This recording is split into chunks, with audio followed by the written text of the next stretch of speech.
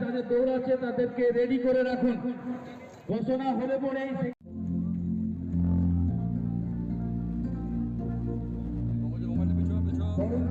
সম্মানীয় শ্রী সুজনদের যাদের উপস্থিতি আমাদেরকে সম্মানিত করছে, বীরভূম জেলাকে যারা এগিয়ে রেখেছেন যোগ্য ভাবনা দিয়ে, উদ্ভাবনী শক্তির মধ্যে দিয়ে, তার মধ্যে অন্যতম প্রিয় মানুষদের স্মরণ করে পলাশ আছে।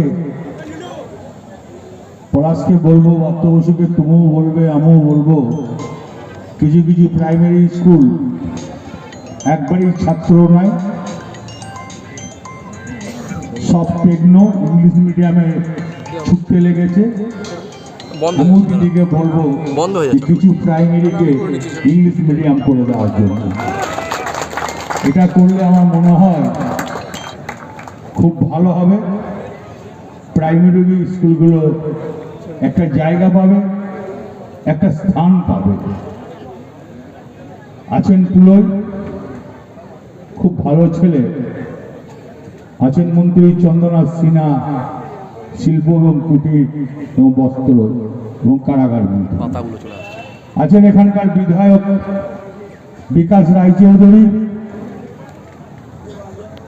আমি ওকে দাদা বলি সম্মানিত করি।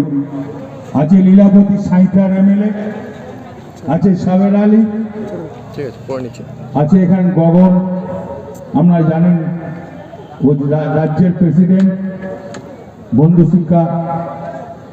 আছেন এখানে নারায়ণ হালদার জেলা পরিষদের মেম্বার, আছে এখানে ডিআই সাহেব, হ্যাঁ সবাই আছেন যারা অধিকারক। আছেন আমার সিউড়ি মিউনিসিপ্যালিটির চেয়ারম্যান এবং অল কাউন্সিলর, আছেন নারায়ণ হালদার, আছেন এখানে সবকিছু সবাই আছেন।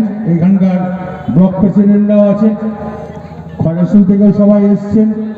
সব মানুষকে সাধুবাদ জানায়। তাই বলছি, প্রাইমারির মান যেমন করেই হোক বাড়াতে হবে, ওইটাই মেন, হাতে করি।